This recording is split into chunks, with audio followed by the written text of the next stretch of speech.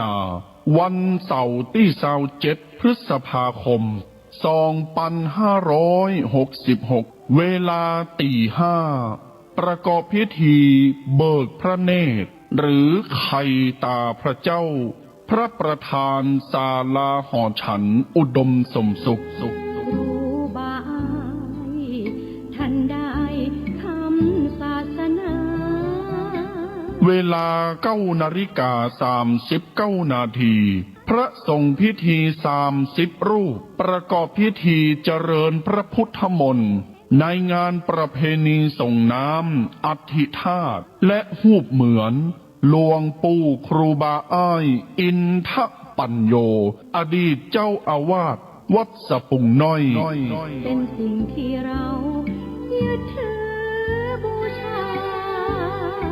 ภายในงานนี้มีมโหรสพสมโภชตลอดทั้งงานเช่นแห่ปืนเมืองประยุกต์คณะเพชรรุ่งนาตราชการประกวดฮ้องเพลงไทยลูกทุ่งแข่งขันประชันกองหลวงล้านนารำวงย้อนยุคและในงานนี้เชิญทุกท่านพบกับดารานักแสดงชื่อดังที่จะมาร่วมเป็นเกียรติภายในงานเช่นก๊อฟกันภักดีวิจิตรบูมภาคภูมิเก้าธานชนและดารานักแสดงทีมงานละครเรื่องเลือดเจ้าพระยาทางช่อง3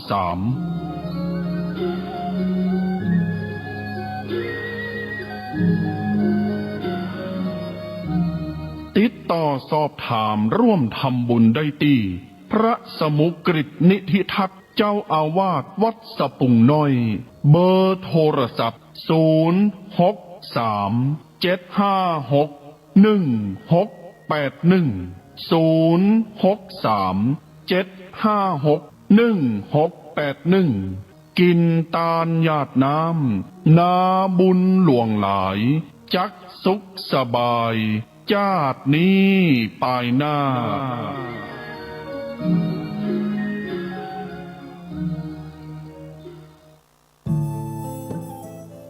ท่านกำลังติดตามรับฟังสถานีวิทยุกระจายเสียงพระพุทธศาสนาแห่งชาติและสังคมคลื่นเพื่อการศึกษาพระพุทธศาสนาและวัฒนธรรมระบบ FM 104.5 เมกะเฮิรตซ์รายการต่อไปเป็นรายการคดีโลกคดีธรรม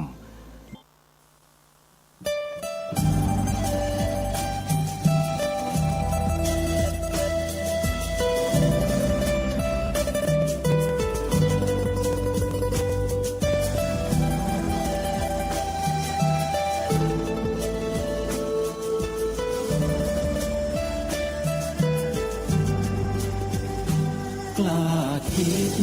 ก็ต้องกล้าท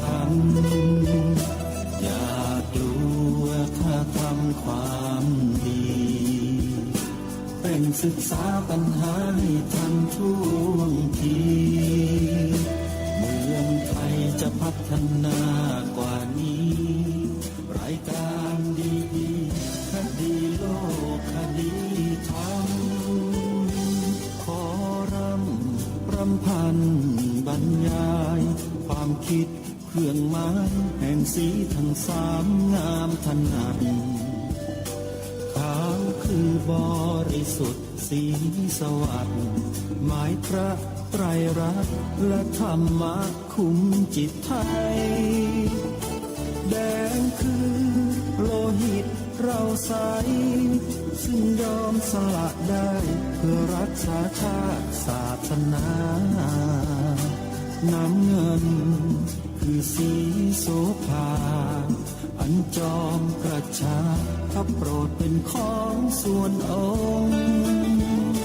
จับริ้วเข้าเป็นไตรรงค์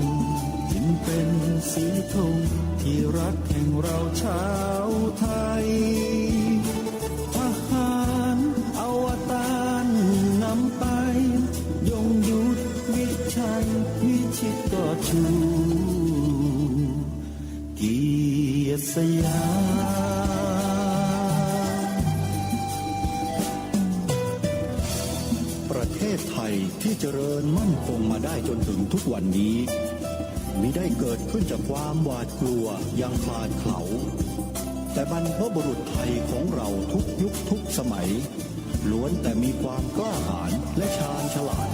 ปกป้องเอกราชสร้างชาติให้เกิดความมั่นคงโดยมีธงแห่งพระไตรรัตน์เป็นเครื่องนำชัยจึงเป็นที่มาที่ไปของรายการคดีโลกคดีธรรมกล้าคิดก็ต้องกล้าทำอย่ากลัวถ้าทำความดีเป็นศึกษาปัญหาให้ทันท่วงทีเมืองไทยจะพัฒนากว่านี้รายการดีๆคดีโลกคดีธรรมรายการดีๆคดีโลกคดีธรรม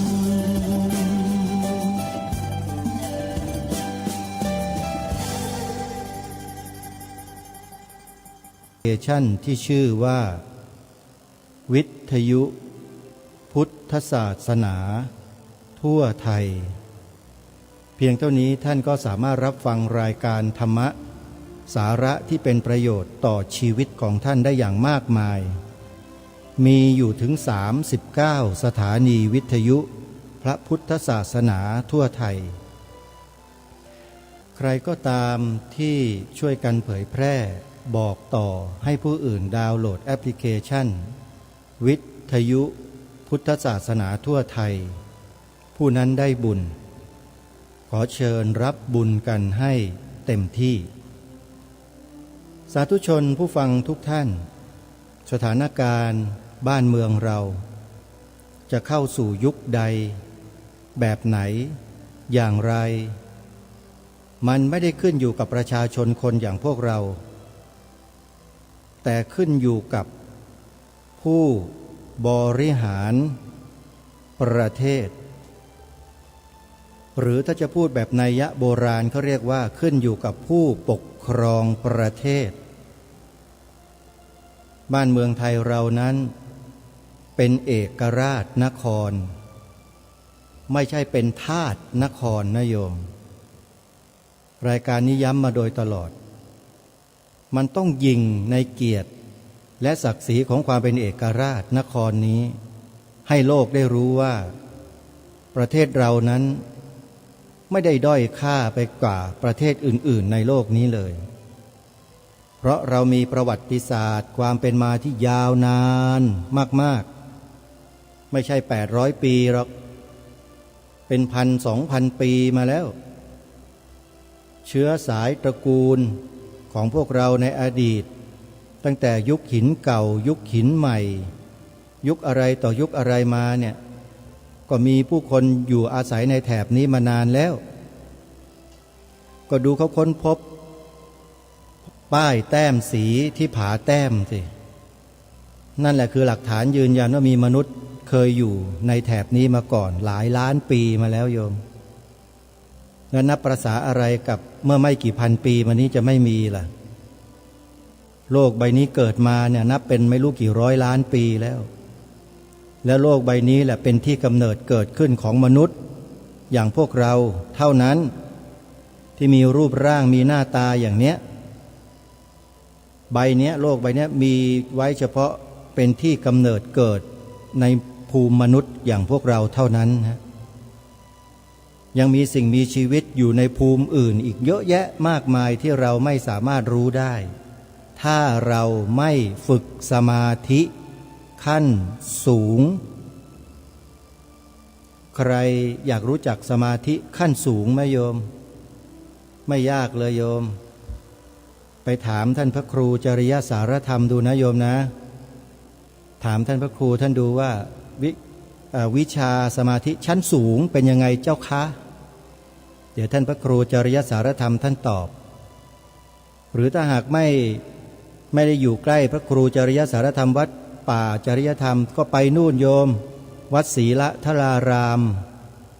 ที่อำเภอเมืองจังหวัดเลยท่านพระมหาสุริยามหาสุริยาจะตอบให้โยมถ้าเขาถามถ้าท่านถามว่าใครให้มาถาม บอกพระครูประหลัดนรงฤทธิ์ให้มาถามว่างั้นสมาธิชั้นสูงเป็นจะไดน้อครูบาอะไรอย่างเนี้ยนะเพราะฉะนั้นเรื่องของภพเรื่องของภูมิเรื่องของความเป็นมนุษย์เป็นสัตว์เดรัจฉานสารพัดสารเพศเต็มไปหมดนับไม่ถ้วนในทั่วโลกเนี่ยมันคือสิ่งมีชีวิตทั้งหมดแมลงหวี่แมลงวันนกหนูงูไก่นะไก่ไม่ไข่ไก่ไข่ไก่ตอนไม่ตอนมันมีวงจรของมันเรียกว่าวัฏฏะสงสารคำว่าวัฏฏะสงสารเนี่ยถ้าใครเคยศึกษาเคยทำความรู้ความเข้าใจกับคำนี้มาแล้วเนี่ยพอฟังคำนี้คำเดียวเนี่ยมันเกิดความลึกซึ้งในจิตใจยังไงบอกไม่ถูกมันเข้าใจความหมายทันทีอ่ะวัฏฏะสงสารบรรลุเลยโยมคือบรรลุความเข้าใจในเรื่องนี้เท่านั้นไม่ได้บรรลุธรรมนะเพราะอะไรเพราะศึกษาเรียนรู้มาแล้วว่าวัฏฏะสงสารมีลักษณะอย่างไรเป็นเช่นไรแบบไหนยังไงต้องศึกษาเรียนรู้ให้ละเอียดให้ลึกซึ้งให้เข้าถึงถ้าศึกษาไม่เข้าถึงเนี่ยก็จะไม่มีความมั่นใจในการที่จะใช้สิ่งนั้นเพื่อจะนำไปบอกต่อให้ผู้อื่นได้เกิดความรู้ความเข้าใจตามที่เรารู้เพราะฉะนั้นมันต้องฝึกต้องฝนต้องอดทนต้องพัฒนาตนเองโยมเรื่องของความรู้ต่างๆเหล่านี้เนี่ยนะแม้แต่เรื่องสมาธิก็เถอะก็ต้องศึกษาเรียนรู้ใช้ความเพียรใช้ความพยายามจึงจะสามารถเข้าถึงได้และเมื่อเข้าถึงแล้วไอ้ข้อสงสัยว่านะภพภูมิสัตว์ต่างๆมีอยู่ในภพนู้นภูมินี้อะไรต่างๆเนี่ยหายสงสัยหมดถ้าทำสมาธิเข้าถึงขั้นที่ครูบาอาจารย์ท่านรับรองเนี่ยรับรองได้ว่าเชื่อเรื่องนรกเรื่องสวรรค์กันหมดแหละนะอันเนี้ยนอกจากคนที่เป็นมิจฉาทิฏฐิเท่านั้นแหละที่ไม่เชื่ออะไรเลยเชื่ออย่างเดียวคือมือสัมผัสกายสัมผัสตาหูจมูกลิ้นกายใจสัมผัสอยู่แค่นั้นแหละแล้วก็เกิดความสุขเกิดความทุกข์บ้างสุขบ้างมันบ้างไม่มันบ้างอะไรต่างๆเหล่านี้ขออภัยนะที่ใช้คำนี้โยมนะพวกวัยรุ่นมันชอบใช้กันนะมันก็แค่นั้นแหละถ้าเป็นอย่างนั้นแล้วก็บอกว่าสิ่งนี้เป็นสิทธิเป็นเสรีภาพสิทธิเสรีภาพจริง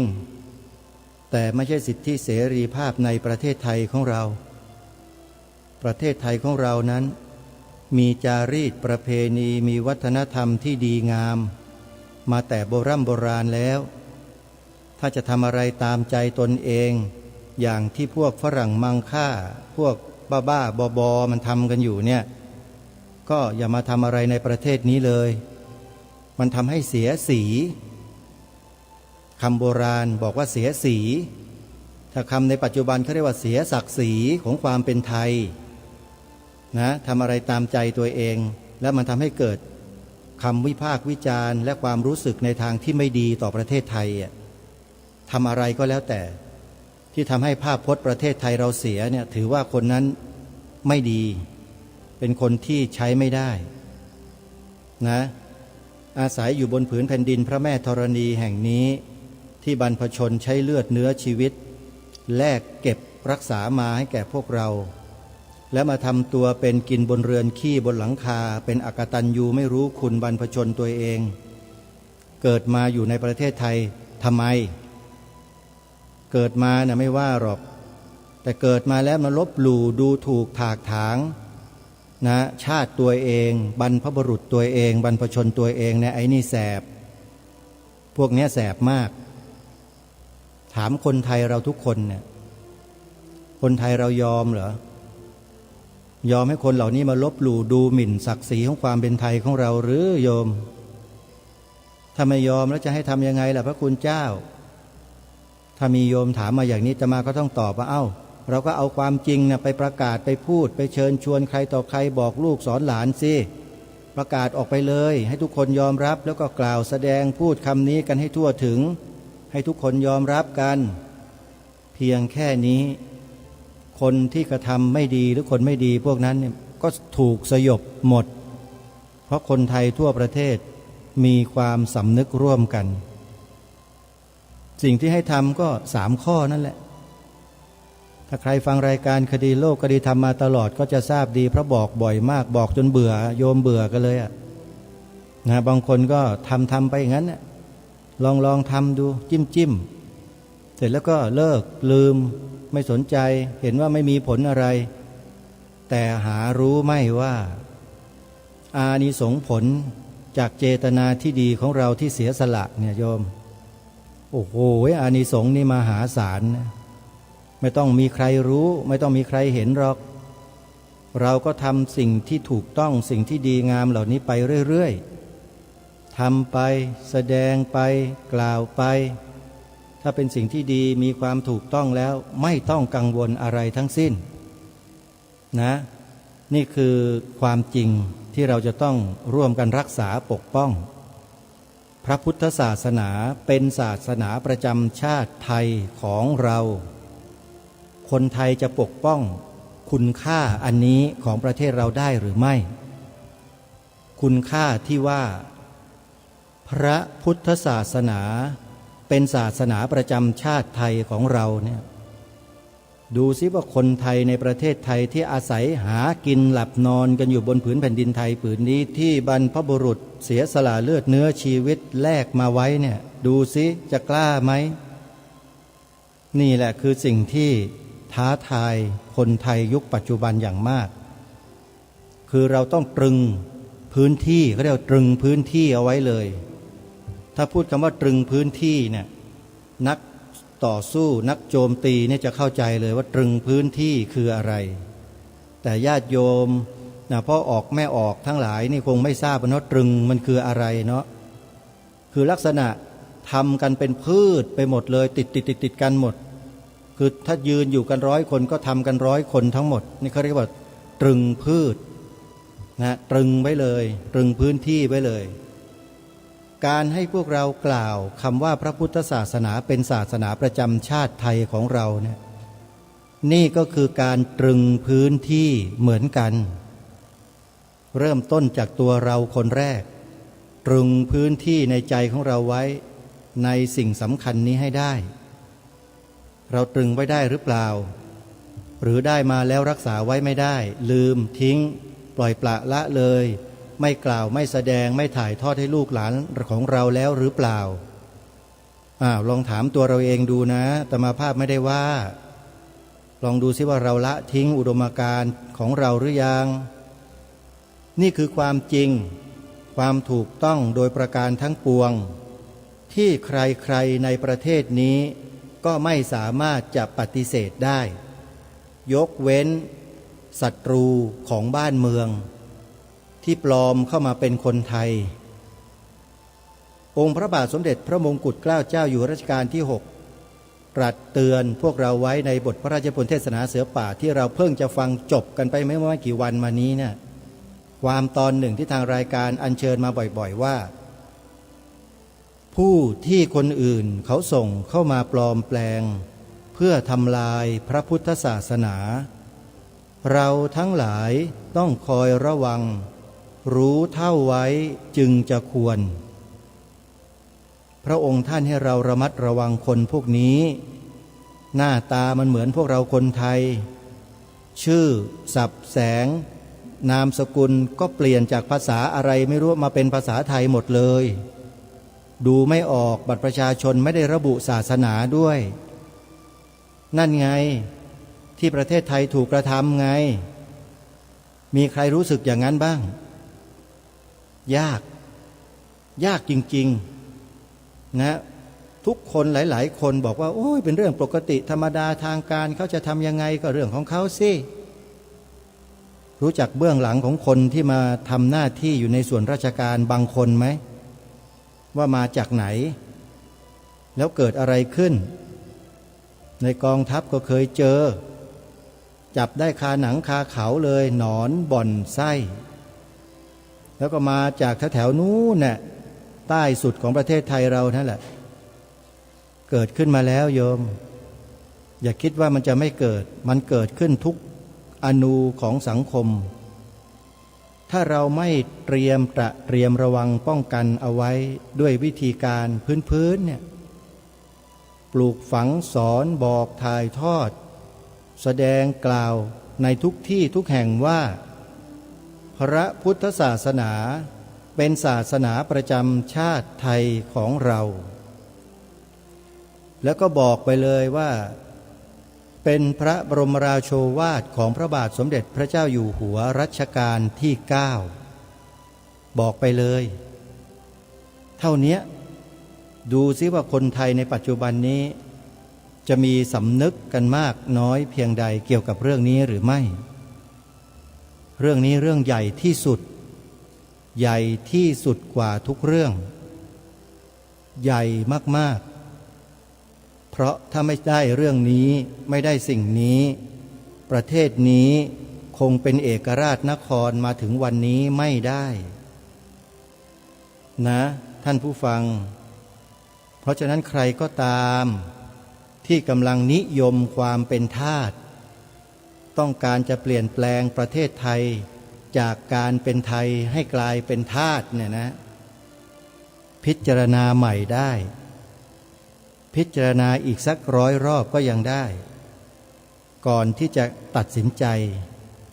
ก่อนที่อะไรมันจะสายเกินแก้นะทางรายการพูดได้เท่านี้ท่านผู้ฟังเพราะไม่มีอำนาจไม่มีหน้าที่ในการยกร่างนะระเบียบแบบแผนการบริหารจัดการบ้านเมืองเพราะไม่ใช่ผู้ที่เกี่ยวข้องไม่มีหน้าที่เรามีหน้าที่รับลูกเดียวรับได้ทั้งหมดแต่สิ่งที่เขาจะโยนมาให้เรานั้นให้เรารับนั่นคืออะไรนั่นแหละสำคัญรับมาแล้วเกิดอะไรขึ้นเราเคยวิเคราะห์กันหรือไม่และเมื่อเกิดสิ่งอย่างนี้ขึ้นแล้วเนี่ยอนาคตข้างหน้ามันจะก่อให้เกิดอะไรพวกเราบางทีไม่คิดกันเลยมองกันไม่ออกบางคนรายการนี้ก็เลยแนะนำให้ไปฟังคนที่เขารู้และไม่ใช่รู้ธรรมดารู้ลึกรู้ละเอียดและยิ่งกว่ารู้ก็คือกล้าหาญเด็ดเดี่ยวมากไม่มีใครในประเทศนี้ที่จะกล้ามาเปิดปวงขบวนการอะไรต่อไม่อะไรต่างๆที่ฝังตัวอยู่บนผืนแผ่นดินไทยของเรามาช้านานได้อย่างชัดแจ้งแดงแจ๋ขนาดนี้หาไม่ได้อีกแล้วโยมแล้วถ้าไม่ไปเปิดฟังเนี่ยเราจะมีวันรู้ไหมว่าประเทศนี้เกิดอะไรขึ้นสถาบันพระมหากษัตริย์ของเราโดนกระทำอย่างไรจากบุคคลอย่างไรเราจะรู้ไหมเราไม่รู้เลยเพราะฉะนั้นจงไปฟังนะโยมจงฟังในสิ่งที่เราควรจะฟังในสิ่งที่เราไม่รู้มาก่อนแล้วเมื่อเรารู้แล้วเนี่ยเราจะตกอกตกใจอย่างมหาศาลเลยเป็นไปได้ยังไงไม่เชื่อไม่จริงอะไรต่างๆนั้นมันจะเกิดขึ้นในใจของเราอย่าเพิ่งเชื่อโยมและอย่าเพิ่งปฏิเสธไปดูไปฟังแล้วท่านทั้งหลายจะเข้าใจแต่ปัญหามันอยู่ที่ว่าท่านเปิดหากันเป็นหรือเปล่าเข้าไปใน YouTube แล้วก็พิมพ์ชื่อรวมพลังคนไทยพุทธรวมพลังคนไทยพุทธไปฟังดูรายการนี้บอกไม่ได้ว่าคืออะไรแต่แนะแนวให้ได้ว่า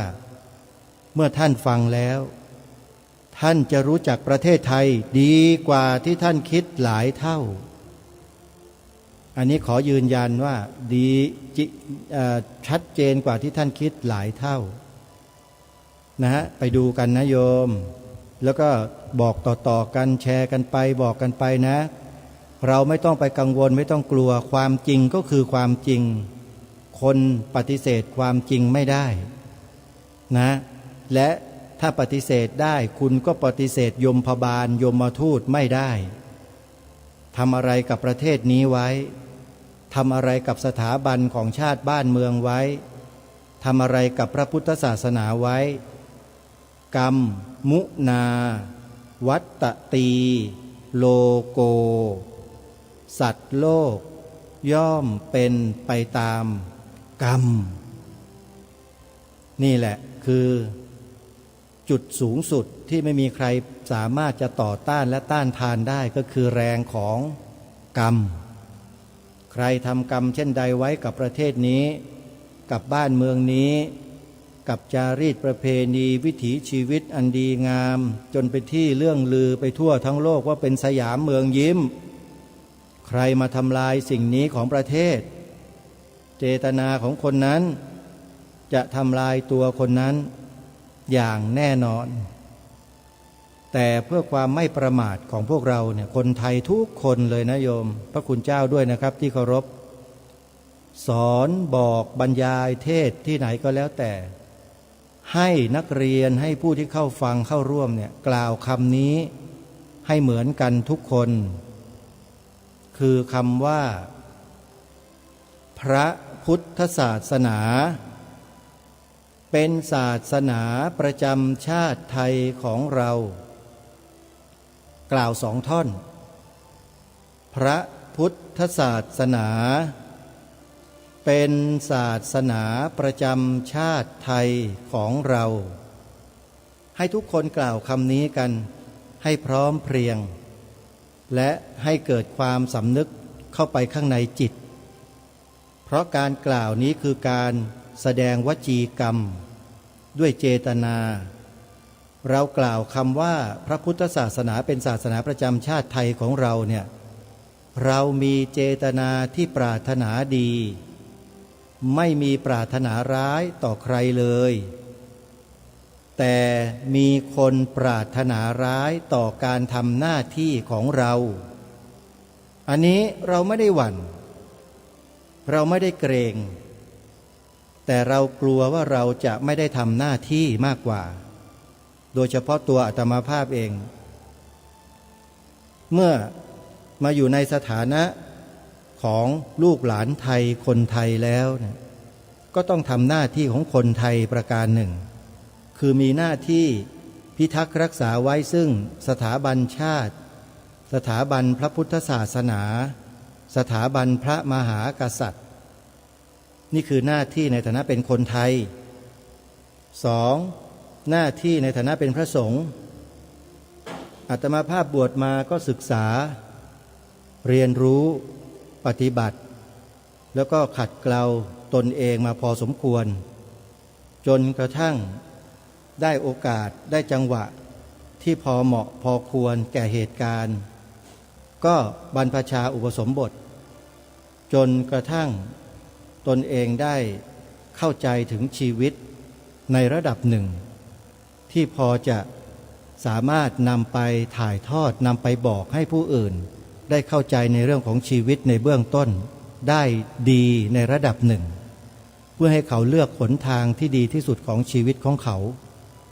นี่คือสิ่งที่อาตมาทำอยู่ทุกวันนี้โดยไม่หวังสิ่งตอบแทนใดๆทั้งสิ้นยกเว้นญาติโยมจะศรัทธาและขอทำบุญกับอาตมาภาพอันนี้อาตมาภาพก็ไม่ได้ปฏิเสธก็ยังคงยอมรับในบุญในกุศลที่ญาติโยมตั้งเจตนาไว้นั้นทุกประการเอาละญาติโยมสาธุชนผู้ฟังทุกท่านมาถึงช่วงกลางๆรายการนี้อาตมาภาพจะบอกกับท่านสาธุชนไว้ประการหนึ่งว่าในอีกไม่กี่วันข้างหน้านี้เนี่ยอาตมาภาพจะนำเทปซึ่งเป็นคลิปเสียงของพระสงฆ์รูปหนึ่งที่เป็นอดีตทหารลาวแดงได้นำความจริงในประเทศลาวในสมัยก่อนที่เกิดปัญหาขึ้นในประเทศเนี่ยมาบรรยายมาบอกเล่าพี่น้องคนไทยพุทธศาสนิกชนพระคุณเจ้าพระสงฆ์สามเณรอยู่3 วาระมีอยู่3 วาระและเป็นเทปบรรยายที่มีการเผยแพร่มากที่สุดในยุคนั้น จนทำให้พี่น้องคนไทยของเราเกิดความตื่นตัวอย่างมากนะตื่นตัวอย่างมากในการที่จะร่วมด้วยช่วยกันที่จะช่วยกันรักษาความเป็นเอกราชของชาติไทยของเราไว้โดยอาศัยประสบการณ์จากการบอกเล่าและเราได้ฟังคำบอกเล่าจากผู้ที่อยู่ในเหตุการณ์จริงๆในประเทศลาวเมื่อปีพระพุทธศักราช 2518 ช่วงนั้นเกิดอะไรๆมากมายเหลือเกินในประเทศไทยของเราแต่เราสามารถนำพาประเทศชาติบ้านเมืองรอดปลอดภัยมาได้เพราะประการหนึ่งที่สำคัญก็คือพระรูปเนี้ยที่ว่าเป็นชาวประเทศลาวเนี่ยท่านได้มาบอกความจริงหลายๆอย่าง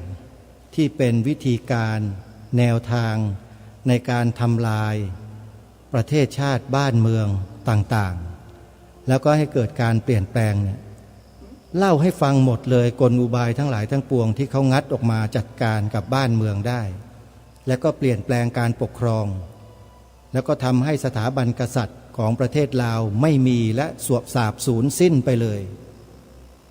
นั่นแหละคือสิ่งที่เกิดขึ้นส่วนศาสนาพุทธในยุคหนึ่งที่มีการเปลี่ยนแปลงเนี่ยก็ถูกล้างหมดเลยนี่คือสิ่งที่เกิดขึ้นจริงโยมแล้วเดี๋ยวจะนำเสียงของพระอาจารย์รูปเนี้ยที่ท่านมีประสบการณ์ตรงๆกับเหตุการณ์ล้มล้างสถาบันของประเทศลาวเนี่ยเป็นตัวอย่างที่ใกล้เคียงบ้านเรามากที่สุดในโลกแล้วเราฟังเป็นกรณีศึกษาดูซิว่าเขาใช้วิธีการแบบไหนแยบยลยังไงทำแบบใดมีใครเป็นอะไรยังไงเนี่ยตัวละครมีหมดเลยเดี๋ยวจะนำมาเปิดให้ฟังโยมคอยติดตามรับฟังให้ดีว่ากรณีศึกษาปัญหาของประเทศลาวในอดีต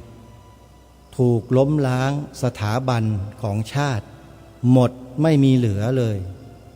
ด้วยวิธีการอย่างไรอาจจะเป็นในสัปดาห์ต่อไปก็ได้นะเดี๋ยวจะนำมาเปิดให้ฟังหรืออาจจะเป็นสัปดาห์นี้ก็ได้โยมอาตมาต้องดูข้อมูลให้ชัดๆก่อนว่าเนื้อหาที่จะนำมาเปิดให้ทั้ง3 ตอนเนี่ยต่อเนื่องกันหรือไม่ถ้าต่อเนื่องกันก็จะเปิดให้ฟังเป็นตอนๆเป็นช่วงๆไปเรื่อยๆแล้วก็อธิบายความสรุปคล้ายๆกับเปิดบทพระไตรปิฎกเทศนาเสือป่า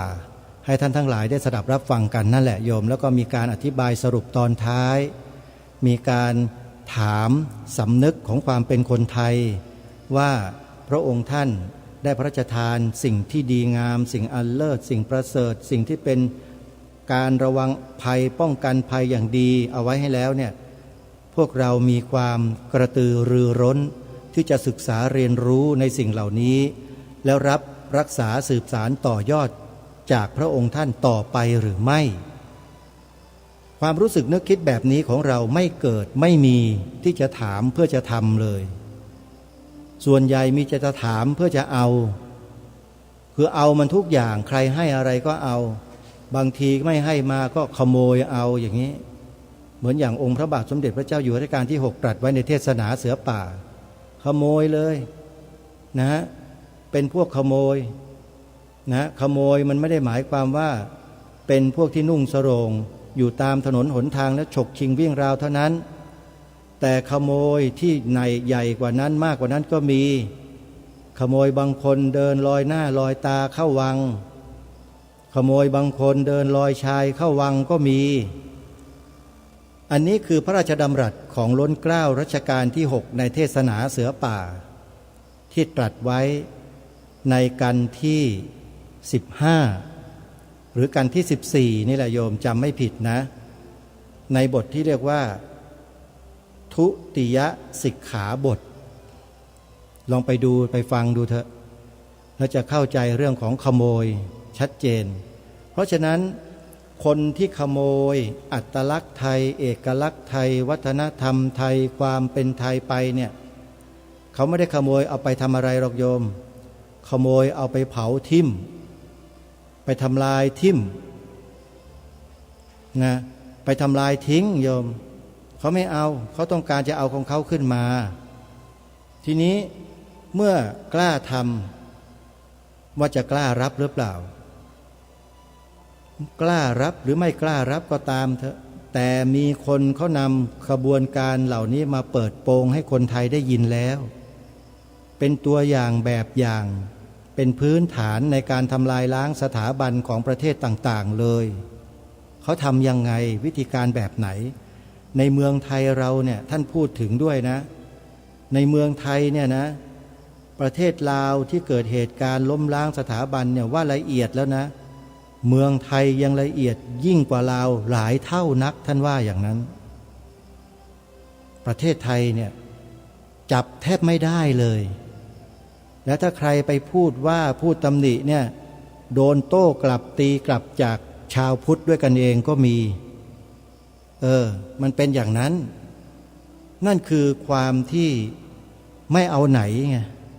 ของคนไทยของเราตั้งแต่เริ่มต้นเลยคือจิตสำนึกไม่เคยรำลึกนึกถึงบุญคุณของบรรพชนบรรพบุรุษที่เสียเลือดสละเนื้อทาแผ่นดินเพื่อรักษาผืนแผ่นดินนี้ไว้ให้แก่พวกเขาเลยเขาไม่นึกเมื่อเขาไม่นึกในข้อนี้ความกตัญญูมันก็ไม่มีกตัญญูไม่มีแล้วกตเวทีตอบแทนบุญคุณท่านจะมีได้อย่างไรมันเป็นศูนย์เด็กทุกวันนี้มันจึงแสดงความคิดเห็นว่าพ่อแม่ไม่มีบุญคุณอะไรกับมันกล้าพูดกันออกมาอย่างนี้ออกโซเชียลเน็ตเวิร์กเผยแพร่ไปทั่วมันถึงขนาดนี้แล้วโยมและเมื่อพ่อแม่ไม่มีบุญคุณเนี่ยแล้วพ่อแม่มึงเป็นอะไรอาตมาก็จะถามมันอย่างนี้แหละไหนนางว่ามันที่พ่อแม่มึงเป็นใครเป็นอะไรไม่มีบุญคุณกับมึงเนี่ยขออภัยครูบาอาจารย์ด้วยความเคารพนะครับกับผมเป็นคนแบบนี้แหละฮะพอจะถึงจุดที่มันพีคเนี่ยมันจะออกตรงนี้อยู่เรื่อยต้องขอขมาจริงๆญาติโยมสาธุชนด้วยนะเพราะว่าพูดด้วยหัวใจจากใจจริงๆไม่ต้องการให้ประเทศไทยเราเป็นเช่นนี้แต่มันมีแนวความคิดเหล่านี้แพร่อยู่ในหมู่วัยรุ่นเยาวชนคนไทยเราเนี่ยเยอะแยะมันเกิดขึ้นได้ยังไงใครเป็นคนสร้างคนทำให้มันเกิดอย่าบอกนะว่าไม่มีไม่มีแล้วใครที่ไหนมันจะมาทำก็คนนี่แหละทำมาจากอะไรล่ะปัจจัยอะไรเหตุปัจจัยอะไรที่เกื้อหนุนให้ทำได้เพราะอะไรอย่างเนี้ยมันต้องศึกษาให้รอบด้านเรียกว่าบริบทของปัญหาทั้งหมดว่ามันมีเหตุมีปัจจัยมาจากอะไรสืบสาวราวเรื่องหาเหตุให้เจอนั่นแหละเราจึงจะรู้จริงแต่มีคนเขาสืบสาวราวเรื่องมาแบบสมบูรณ์แล้วล่ะเราไม่ต้องไปค้นหาเองให้เหนื่อยหรอกถ้าต้องการจะรู้ว่าต้นสายปลายเหตุของประเทศชาติบ้านเมืองไทยที่มันเป็นอย่างนี้มาเนี่ยมันเกิดมาจากอะไรโยมก็เปิดดูทาง YouTube ได้เลยอาตมาภาพแนะนำไปเมื่อตอนต้นรายการแล้วครั้งหนึ่งคือให้เปิดคลิป YouTube ที่ชื่อว่ารวมพลังคนไทยพุทธเปิดดูเปิดย้อนหลังดูให้เยอะๆ3 ปี 4 ปีที่ผ่านมานั่นน่ะเรื่องราวเหตุการณ์ทั้งหมดนั้นมันมีจุดตั้งต้นมันมีสาเหตุมีตัวต้นเหตุนั่นแหละคือสำคัญตัวต้นเหตุนี่แหละที่ในสังคมไทยเราสื่อสารมวลชนในประเทศไทยของเราไม่มีสื่อใดสักสื่อหนึ่งกล้าที่จะมาเปิดโปงขบวนการเหล่านี้แบบจะก็มีแต่คลิปที่มีชื่อว่ารวมพลังคนไทยพุทธตั้งใจฟังให้ดีๆอย่าเพิ่งปิดหนีคำพูดคำกล่าวคำแสดงทั้งหลายทั้งปวงนั้นสังเกตให้ดีว่าไม่ได้มาจากการรับจ้างหรือถูกบีบบังคับมาใดๆทั้งสิ้นเพราะการทำงานในลักษณะเช่นนี้เนี่ยมันไม่มีคำว่าได้โยมมันมีแต่คำว่าเสีย เสียคือตัวเราคนที่พูดเนี่ยเสียหายเพราะอาจจะถูกฟ้องถูกร้องได้แต่จำเป็นต้องพูดทำไมต้องพูดเพราะถ้าไม่พูดคนไทยก็จะหลงทิศหลงทางหลงเชื่อคนเหล่านี้ไปหมดก็เลยต้องออกมาแฉออกมาเปิดโปงแบบล่อนจ้อนมีคลิปชื่อเดียวท่านไปฟังดูเหอะจะเห็นประเทศไทยในแบบล่อนจ้อนเลยว่าใครอยู่ตรงไหนทำอะไรแบบไหนยังไงรับรองได้ว่าไม่ผิดหวังนะพร้อมที่จะเข้าไปดูไหมจดชื่อรวมพลังคนไทยพุทธของจริงเสียงจริงฟังแล้วจะเข้าใจจริงๆหรือไม่ก็ขึ้นอยู่กับการตัดสินใจของท่านผู้ฟังทั้งหลายนั่นเองนะฮะแต่ที่แน่ๆคือรายการคดีโลกคดีธรรมจะนำเสียงคำบอกเล่าของพี่น้องประชาชนชาติลาวโดยตรงมาบวชเป็นพระภิกษุในประเทศไทยแล้วท่านก็ได้นำเอาเหตุการณ์จริงตัวท่านเองเป็นผู้บริหารสูงระดับสูงอยู่ในนั้นจริงจับข้อมูลอะไรต่างๆได้หมดทุกสิ่งทุกอย่างรู้จริงแล้วนำประสบการณ์ในประเทศลาวที่มีการล้มล้างสถาบันกษัตริย์เนี่ยมาเทียบเคียงกับประเทศไทยของเราแล้วจะนำมาเปิดให้พวกเราได้ฟังเพื่อช่วยกันวิเคราะห์ประเทศไทยตั้งแต่เปลี่ยนแปลงการปกครองมาดูซิกี่สิบปีมาแล้วเนี่ยไอ้ระบอบที่เรารับมาเนี่ยมันทำให้ประเทศไทยเรานั้นดีจริงหรือเปล่าดีตามคำเล่าลือของต่างชาติหรือเปล่ายังมีอยู่ไหมเห็นไหมฮะผลมันอยู่ตรงนี้ไงฉะนั้นเราเองที่ได้พากันมาทำมาพูดมาคิดในลักษณะเช่นนี้เนี่ยนี่แหละเขาเรียกว่าการสร้างเหตุแห่งคุณงามความดีให้เกิดขึ้นในเบื้องต้นโดยที่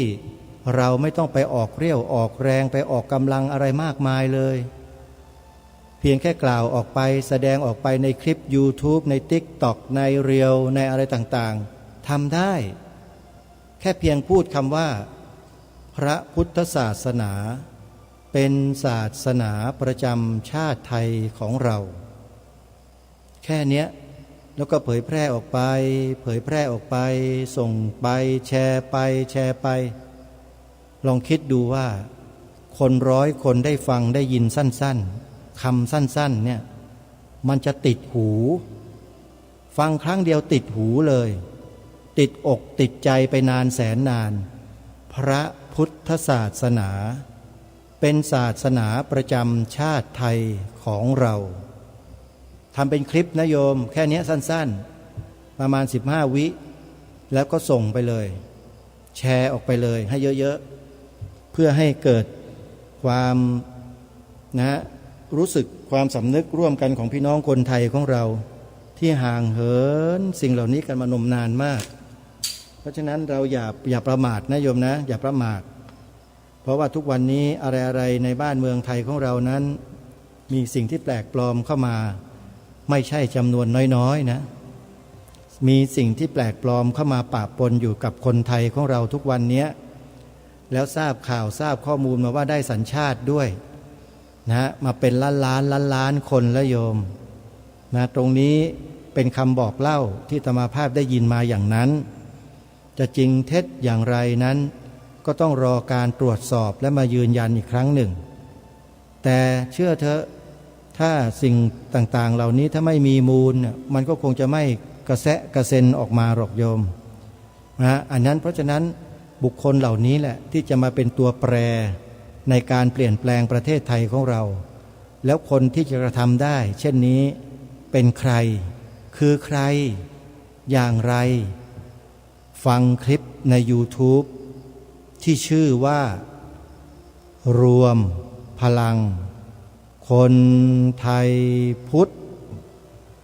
ช่วยประชาสัมพันธ์ให้ได้เท่านี้แล้วฟังแล้วเนี่ยกลับมาฟังรายการคดีโลกคดีธรรมแล้วท่านจะเข้าใจ เข้าใจกว่าเดิมว่าทำไมรายการนี้จึงมาตอกมาย้ำแต่เรื่องให้ทำหน้าที่3ข้อนี้นะข้อ1ที่กล่าวไปเมื่อสักครู่นี้พระพุทธศาสนาเป็นศาสนาประจำชาติไทยของเราให้ทุกคนพูดคำนี้ให้บ่อยๆพูดให้เยอะพูดมากๆข้อที่2ให้ทุกคนแปลความหมายสีขาวในธงไตรรงค์หรือธงชาติไทยให้เหมือนกันทั้งประเทศคือแปลแบบนี้สีขาวของธงชาติไทยหมายถึงพระพุทธศาสนาเท่านั้น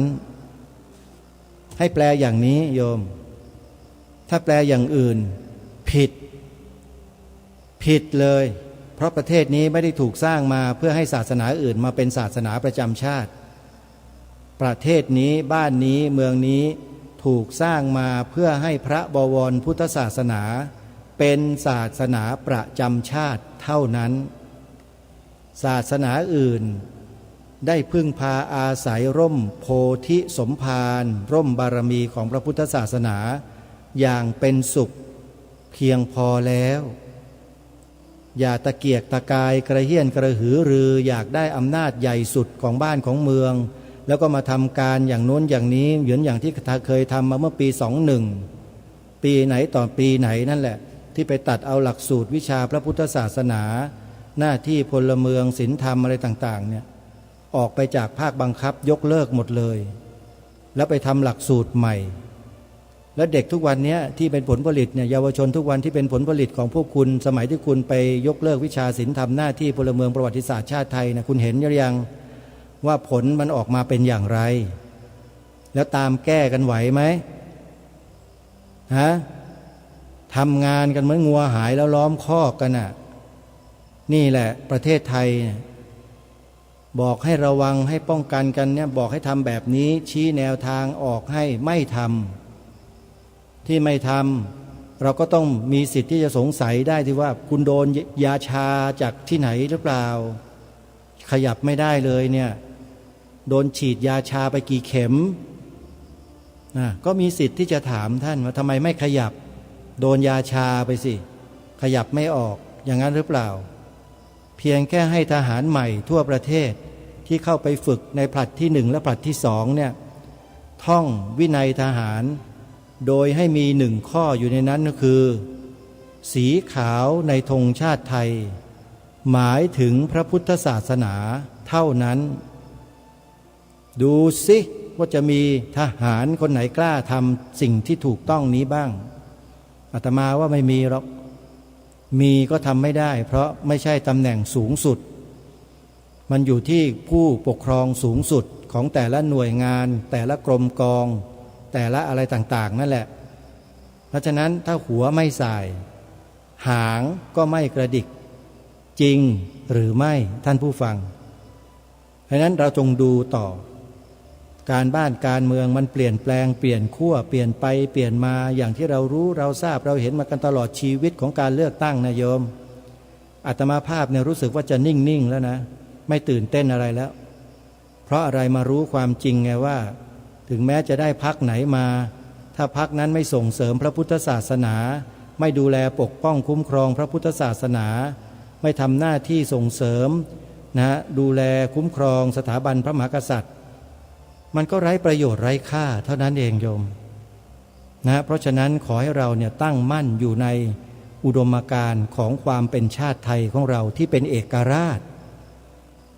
อาตมาภาพจะไม่พูดคำนี้เลยถ้าประเทศนี้ไม่ใช่ประเทศเอกราชโยมศักดิ์ศรีและเกียรติยศมีอยู่รักษาไว้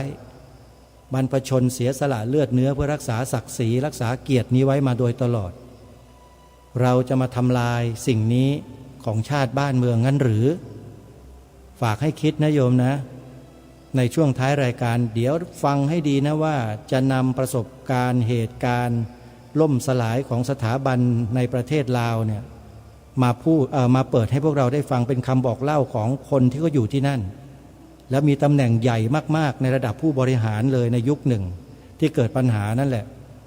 และท่านก็รู้อะไรมามากมายแล้วก็นำมาบอกเล่าซึ่งเป็นสิ่งที่เราไม่เคยฟังไม่เคยรู้มาก่อนว่าสถาบันต่างๆในประเทศลาวในอดีต ทำไมจึงล้มหมดเลยเพราะอะไร เราฟังเพื่อเป็นกรณีศึกษานะโยมนะแล้วเดี๋ยวคอยติดตามรับฟังกันในโอกาสต่อไปวันนี้เวลาของรายการหมดลงแล้วท่านผู้ฟังอาตมาภาพต้องขอยุติรายการไว้แต่เพียงเท่านี้พบกันใหม่ในวันต่อไปขอความสุขสวัสดีจะมีแด่ท่านผู้ฟังทุกท่านทุกคนเทินขอเจริญพร